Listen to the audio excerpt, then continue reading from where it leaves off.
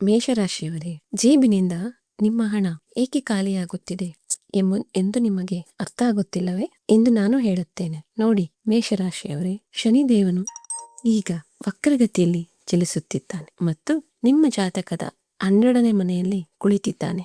12ನೇ ಮನೆ ಅಂದರೆ ಖರ್ಚಿನ ಮನೆ, ಆಸ್ಪತ್ರೆಯ ಮನೆ, ವಿದೇಶದ ಮನೆ. ಹೀಗಾಗಿ ಕೈಯಲ್ಲಿ ಹಣ ಏಕೆ ನಿಲ್ಲುತ್ತಿಲ್ಲ? ದೇಹದಲ್ಲಿ ಏಕೆ ಒಂದು ರೀತಿಯ ಅಪರಿಚಿತ ಆಯಾಸ ನೆಲೆಸಿದೆ?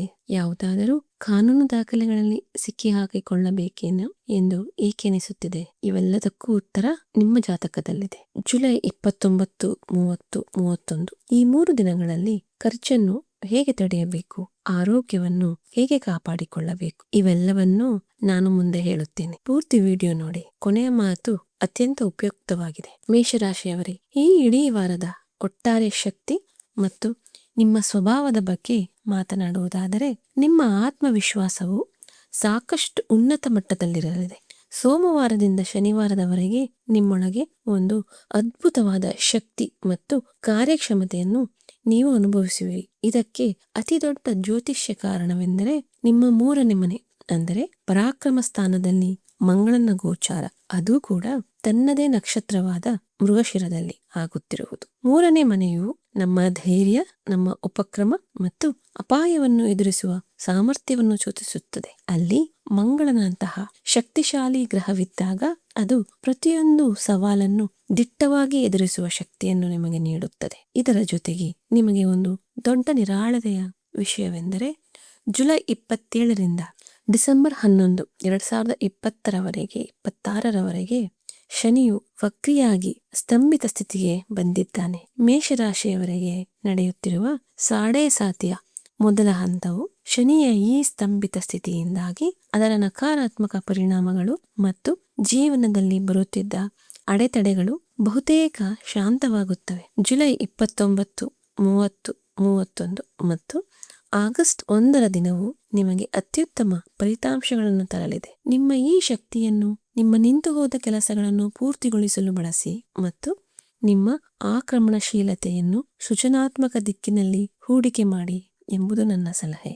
ಈಗ ನಾವು ನಿಮ್ಮ ಜೀವನದ ಬಹುದೊಡ್ಡ ಭಾಗವಾಗಿರುವ ವೃತ್ತಿ ಜೀವನ ಮತ್ತು ಕಾರ್ಯಕ್ಷೇತ್ರದ ಬಗ್ಗೆ ಮಾತನಾಡೋಣ. ಉದ್ಯೋಗಸ್ಥರಿಗೆ ಈ ಸಮಯವು ಯಾವುದೇ ದೊಡ್ಡ ಅವಕಾಶಕ್ಕಿಂತ ಕಡಿಮೆ ಇಲ್ಲ. ಕೆಲಸದ ಸ್ಥಳದಲ್ಲಿ ನಡೆಯುತ್ತಿರುವ ನಿಮ್ಮ ಹಳೆಯ ಸಮಸ್ಯೆಗಳು ಮತ್ತು ಕಚೇರಿ ರಾಜಕೀಯವು ಈಗ ಕೊನೆಗೊಳ್ಳುವ ಹಂತದಲ್ಲಿದೆ. ಇದಕ್ಕೆ ಜ್ಯೋತಿಷ್ಯ ಕಾರಣವೆಂದರೆ, ಜುಲೈ 28ರ ರಾತ್ರಿಯಿಂದ ಜುಲೈ 31ರ ಬೆಳಗಿನವರೆಗೆ ಚಂದ್ರನು ನಿಮ್ಮ 10ನೇ ಮನೆಯಲ್ಲಿ ಅಂದರೆ ಕರ್ಮಸ್ಥಾನದ ಮಕರ ರಾಶಿಯಲ್ಲಿರುತ್ತಾನೆ. ಇಲ್ಲಿ ಗುರುವಿನ 4ನೇ ದೃಷ್ಟಿ ಬೀಳುವುದರಿಂದ ಅತ್ಯಂತ ಶುಭವಾದ ಗಜಕೇಸರಿ ಯೋಗ ನಿರ್ಮಾಣವಾಗುತ್ತಿದೆ. ಇದರೊಂದಿಗೆ ಸೂರ್ಯ ಮತ್ತು ಗುರು ಒಟ್ಟಾಗಿ ನಿಮ್ಮ 4ನೇ ಮನೆಯಲ್ಲಿ ಕುಳಿತಿದ್ದಾರೆ. ಇದು ಕಾರ್ಪೊರೇಟ್ ಮತ್ತು ಸರ್ಕಾರಿ ವಲಯದಲ್ಲಿ ಕೆಲಸ ಮಾಡುವ ಜನರಿಗೆ ಬಡ್ತಿ ಅಥವಾ ಯಾವುದೇ ಒಳ್ಳೆಯ ಸುದ್ದಿಯನ್ನು ತರಬಹುದು. ಕೆಲಸದ ಒತ್ತಡ ಖಂಡಿತವಾಗಿಯೂ ಇರುತ್ತದೆ, ಆದರೆ ನಿಮ್ಮ ಕಠಿಣ ಪರಿಶ್ರಮಕ್ಕೆ ಸರಿಯಾದ ಮನ್ನಣೆ ಸಿಗುತ್ತದೆ. ಇಲ್ಲಿ ಒಂದು ವಿಷಯವನ್ನು ವಿಶೇಷವಾಗಿ ಗಮನಿಸಿ. ಸೂರ್ಯನು ಈ ಸಮಯದಲ್ಲಿ ತುಲಾ ನವಾಂಶದಲ್ಲಿದ್ದಾನೆ. ಇದು ಅವನ ನೀಚ ನವಾಂಶವಾಗಿದೆ. ಆದ್ದರಿಂದ 29 ಮತ್ತು 30ನೇ ತಾರೀಕಿನ ಆಸುಪಾಸಿನಲ್ಲಿ ನಿಮ್ಮ ಮೇಲಧಿಕಾರಿಗಳೊಂದಿಗಿನ ಯಾವುದೇ ರೀತಿಯ ವಾದ ವಿವಾದಗಳಿಂದ ದೂರವಿರಿ. ವ್ಯಾಪಾರಕ್ಕೆ ಸಂಬಂಧಿಸಿದ ಜನರಿಗೆ ಪರಿಸ್ಥಿತಿಗಳು ಸ್ವಲ್ಪ ಎಚ್ಚರಿಕೆಯನ್ನು ಬೇಡುತ್ತಿವೆ.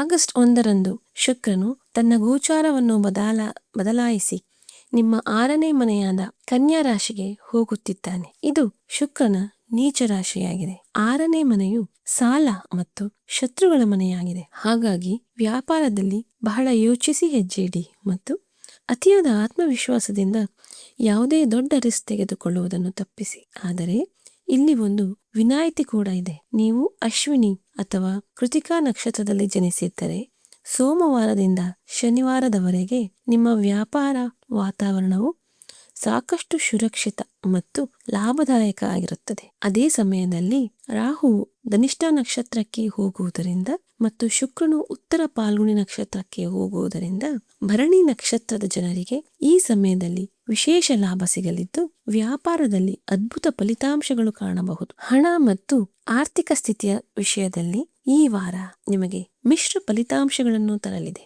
ಇಲ್ಲಿ ನೀವು ನಿಮ್ಮ ಹಣದ ಹರಿವಿನ ಬಗ್ಗೆ ಎಚ್ಚರದಿಂದಿರಬೇಕು. ಸಂಪತ್ತು ಮತ್ತು ಐಶ್ವರ್ಯದ ಕಾರಕನಾದ ಶುಕ್ರನು ನಿಮ್ಮ 6ನೇ ಮನೆಯಲ್ಲಿ ಗೋಚಾರ ಮಾಡುತ್ತಿದ್ದಾನೆ. ಶುಕ್ರನು 6ನೇ ಮನೆಯಲ್ಲಿ ನೀಚ ಸ್ಥಿತಿಯಲ್ಲಿದ್ದಾಗ ಹಣದ ವ್ಯವಹಾರಗಳಲ್ಲಿ ವಂಚನೆ ಅಥವಾ ಹಠಾತ್ ನಷ್ಟದ ಸಾಧ್ಯತೆಗಳು ಸೃಷ್ಟಿಯಾಗುತ್ತವೆ. ಹಣ ಮತ್ತು ಆರ್ಥಿಕ ಸ್ಥಿತಿಯ ವಿಷಯದಲ್ಲಿ ಈ ವಾರ ನಿಮಗೆ ಮಿಶ್ರ ಫಲಿತಾಂಶಗಳನ್ನು ತರಲಿದೆ.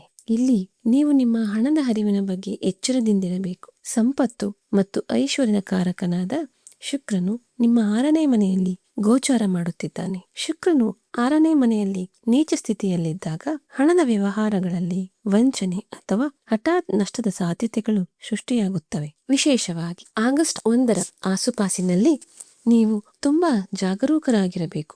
ಷೇರು ಮಾರುಕಟ್ಟೆ ಅಥವಾ ಯಾವುದೇ ಅಪಾಯಕಾರಿ ಹೂಡಿಕೆಗಳಿಂದ ಸದ್ಯಕ್ಕೆ ದೂರವಿರುವುದು ನಿಮಗೆ ಒಳಿತು.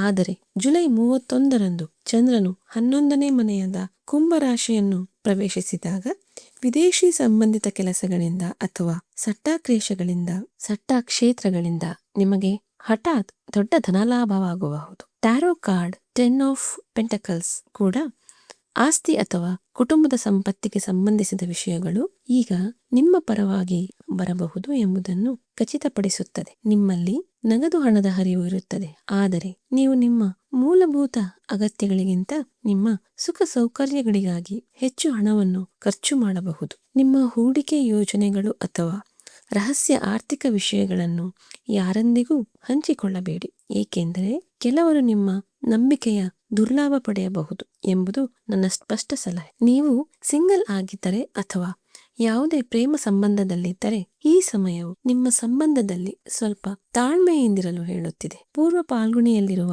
ಶುಕ್ರ ಮತ್ತು ಮಖದಲ್ಲಿರುವ ಕೇತು ಇವುಗಳ ಅಕ್ಷವು ನಿಮ್ಮ 5ನೇ ಮನೆಯಲ್ಲಿ ರೂಪುಗೊಳ್ಳುತ್ತಿದೆ. ಇದು ಸಾಮಾನ್ಯವಾಗಿ ಸಂಬಂಧಗಳಿಗೆ ಬಲವಾದ ಸ್ಥಿತಿಯಾಗಿದೆ. ಆದರೆ ಶುಕ್ರನು 6ನೇ ಮನೆಗೆ ಹೋಗುವುದರಿಂದ ಸಂಬಂಧಗಳಲ್ಲಿ ಒಂದು ರೀತಿಯ ಮಾನಸಿಕ ಅಂತರ ಅಥವಾ ತಪ್ಪು ತಿಳುವಳಿಕೆ ಉಂಟಾಗಬಹುದು.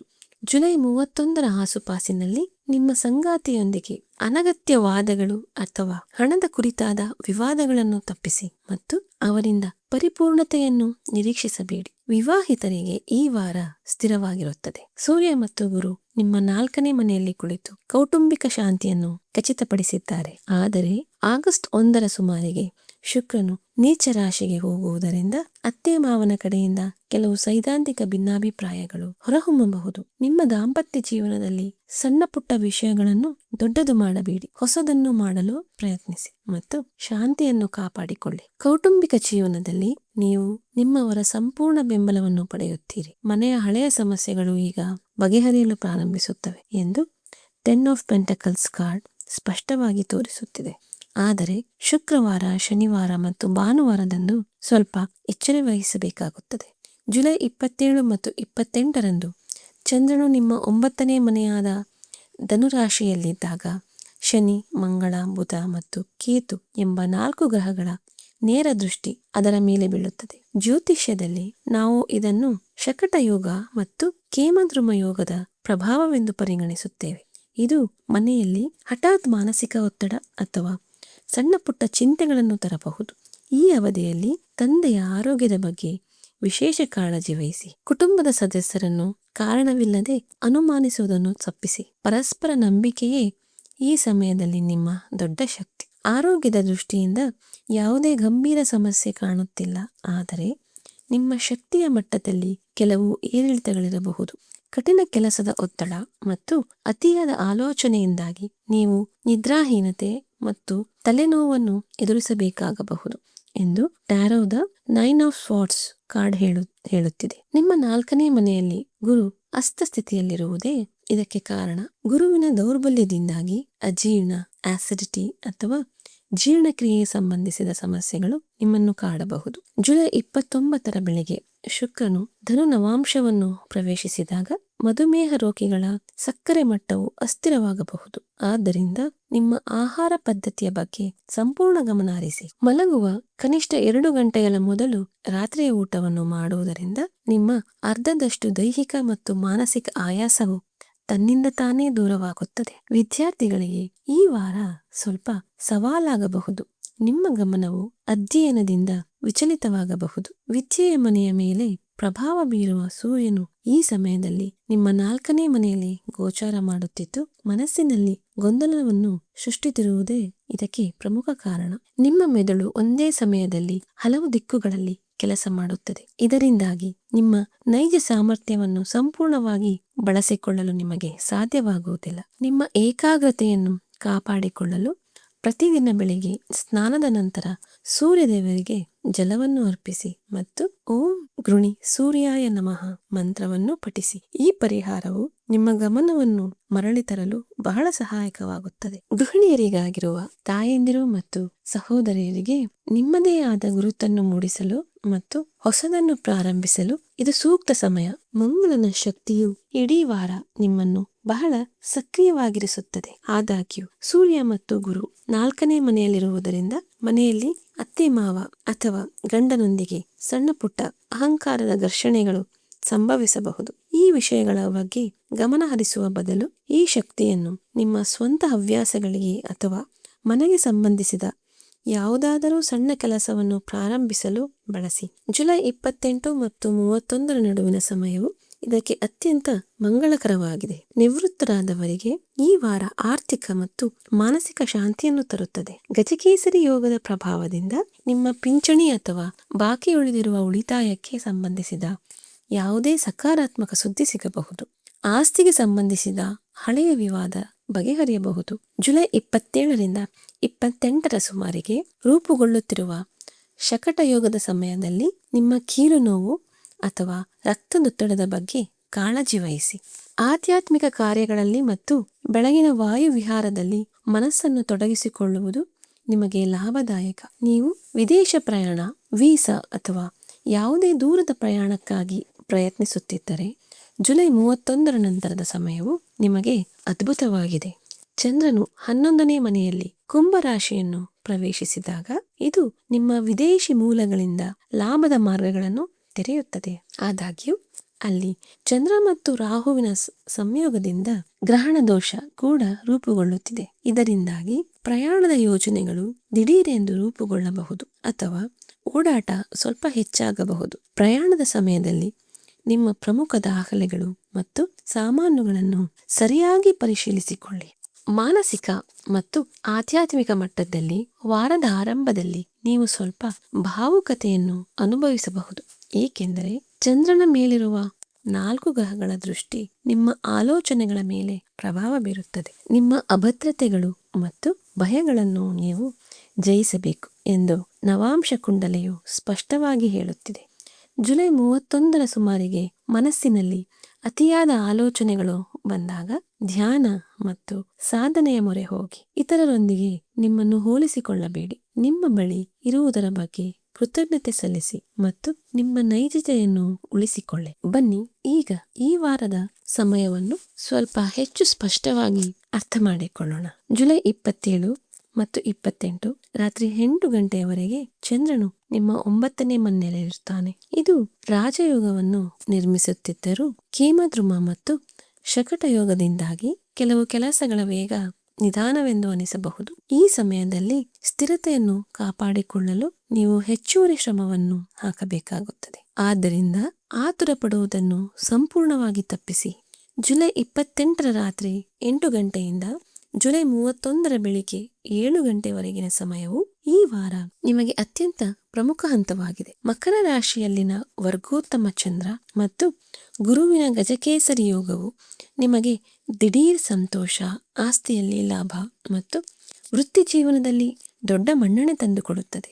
ಯಾವುದೇ ಪ್ರಮುಖ ಮೀಟಿಂಗ್ ಅಥವಾ ಹೊಸ ಕೆಲಸವನ್ನು ಪ್ರಾರಂಭಿಸಲು ಜುಲೈ 28ರ ಸಂಜೆಯಿಂದ ಜುಲೈ 29ರ ರಾತ್ರಿ 2 ಗಂಟೆ 33 ನಿಮಿಷದವರೆಗಿನ ಸಮಯವು ಅತ್ಯುತ್ತಮವಾಗಿದೆ. ಜುಲೈ 31 ಬೆಳಿಗ್ಗೆ 7 ಗಂಟೆಯಿಂದ ಆಗಸ್ಟ್ 2ರವರೆಗೆ ಚಂದ್ರನು ಕುಂಭರಾಶಿಗೆ ಬರುತ್ತಾನೆ. ದೊಡ್ಡ ಧನಲಾಭ ಖಚಿತ. ಆದರೆ ರಾಹುವಿನ ಉಪಸ್ಥಿತಿಯಿಂದಾಗಿ ನೀವು ಯಾವುದೇ ರೀತಿಯ ದುರಾಸೆ ಮತ್ತು ಭ್ರಮೆಯಿಂದ ದೂರವಿರಬೇಕು. ಇಲ್ಲಿ ಒಂದು ಅತ್ಯಂತ ಪ್ರಮುಖ ಜ್ಯೋತಿಷ್ಯ ನಿಯಮವನ್ನು ಅರ್ಥ ಮಾಡಿಕೊಳ್ಳಿ. ಸೂರ್ಯನು ನೀಚ ನವಾಂಶದಲ್ಲಿದ್ದಾನೆ ಮತ್ತು ಮಂಗಳನು ಸಕಾರಾತ್ಮಕ ಸ್ಥಿತಿಯಲ್ಲಿದ್ದಾನೆ. ಆದ್ದರಿಂದ ನಿಮ್ಮ ಜನ್ಮ ಕುಂಡಲಿಯಲ್ಲಿ ಲಗ್ನವು ಮೇಷ, ಸಿಂಹ, ಧನು ಕರ್ಕ, ವೃಶ್ಚಿಕ ಅಥವಾ ಮೀನ ಆಗಿದ್ದರೆ ಈ ಇಡೀ ವಾರ ನಿಮಗೆ ತುಂಬಾ ಸುಗಮ ಮತ್ತು ಸಕಾರಾತ್ಮಕವಾಗಿರುತ್ತದೆ. ಒಂದು ವೇಳೆ ನಿಮ್ಮ ಲಗ್ನವು ವೃಷಭ, ಮಿಥುನ, ಕನ್ಯಾ, ತುಲಾ, ಮಕರ ಅಥವಾ ಕುಂಭ ಆಗಿದ್ದರೆ ಸಾಮಾನ್ಯ ದಿನಚರಿಯಲ್ಲಿ ಸಣ್ಣ ಪುಟ್ಟ ಅಡೆತಡೆಗಳು ಬರಬಹುದು. ಆದರೆ ಹಣ ಮತ್ತು ಆರ್ಥಿಕ ಲಾಭದ ವಿಷಯದಲ್ಲಿ ಈ ವಾರ ನಿಮಗೆ ವಿಶಿಷ್ಟ ಮತ್ತು ಅತ್ಯುತ್ತಮ ಫಲಿತಾಂಶಗಳನ್ನು ನೀಡುತ್ತದೆ. ಈ ವಾರ ಸರ್ವಾಷ್ಟಕ ವರ್ಗದ ಪ್ರಕಾರ ನಿಮ್ಮ 2ನೇ ಮನೆ ಅಂದರೆ ಧನಸ್ಥಾನವು ಅತ್ಯಂತ ಬಲವಾಗಿದೆ. 3 ಮತ್ತು 2 ನಿಮಗೆ ಶುಭ ಸಂಖ್ಯೆಗಳಾಗಿವೆ. ಬಿಳಿ, ಹಳದಿ ಮತ್ತು ಕಿತ್ತಳೆ ಬಣ್ಣಗಳು ಶುಭ ಬಣ್ಣಗಳಾಗಿವೆ. ಯಾವುದೇ ಪ್ರಮುಖ ಕೆಲಸಕ್ಕೆ ಹೋಗಲು ಮೊದಲು ಈ ಬಣ್ಣಗಳ ಬಳಕೆಯು ಖಂಡಿತವಾಗಿಯೂ ನಿಮ್ಮ ಆತ್ಮವಿಶ್ವಾಸವನ್ನು ಹೆಚ್ಚಿಸುತ್ತದೆ. ಈ ಗ್ರಹಗಳ ಶಕ್ತಿಯನ್ನು ಸಮತೋಲನಗೊಳಿಸಲು ಸಹಾಯ ಮಾಡುವ ಪರಿಹಾರಗಳ ಬಗ್ಗೆ ಮಾತನಾಡೋಣ. ಈ ವಾರ ಮಂಗಳವು ನಿಮಗೆ ಶಕ್ತಿಯ ಮುಖ್ಯ ಕೇಂದ್ರವಾಗಿದೆ. ಆದ್ದರಿಂದ ಮಂಗಳವಾರ ಅಥವಾ ಶನಿವಾರದಂದು ಹನುಮಂತನಿಗೆ ಮಲ್ಲಿಗೆ ಎಣ್ಣೆಯ ದೀಪವನ್ನು ಹಚ್ಚಿ ಮತ್ತು ಗುಲಾಬಿ ಹೂವುಗಳನ್ನು ಅರ್ಪಿಸಿ. ಇದರ ಜೊತೆಗೆ ಓಂ ಹನುಮತೆ ನಮಃ ಮಂತ್ರವನ್ನು 108 ಬಾರಿ ಜಪಿಸಿ. ಮಾನಸಿಕ ಶಾಂತಿಗಾಗಿ ಸೋಮವಾರದಂದು ಶಿವನಿಗೆ ಸಿಹಿ ಹಾಲಿನ ನೈವೇದ್ಯವನ್ನು ಅರ್ಪಿಸಿ.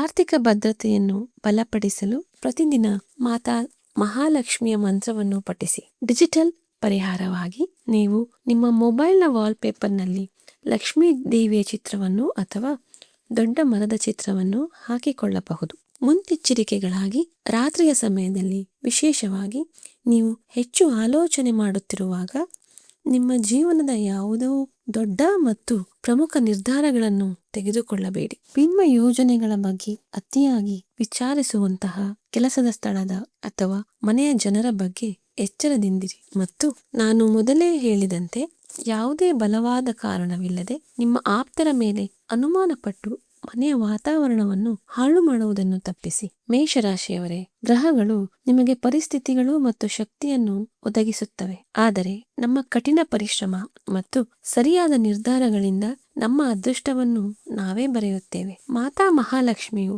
ನಿಮ್ಮ ಜೀವನದಲ್ಲಿ ಎಲ್ಲವನ್ನೂ ಮಂಗಳಕರವಾಗಿ ಮಾಡುತ್ತಾಳೆ ಎಂಬ ಸಂಪೂರ್ಣ ನಂಬಿಕೆ ನನಗಿದೆ. ನಿಮ್ಮ ಕರ್ಮಗಳನ್ನು ನಂಬಿ ಮತ್ತು ನಿಮ್ಮ ಶಕ್ತಿಯನ್ನು ಸರಿಯಾದ ದಿಕ್ಕಿನಲ್ಲಿ ಹರಿಯಲು ಬಿಡಿ.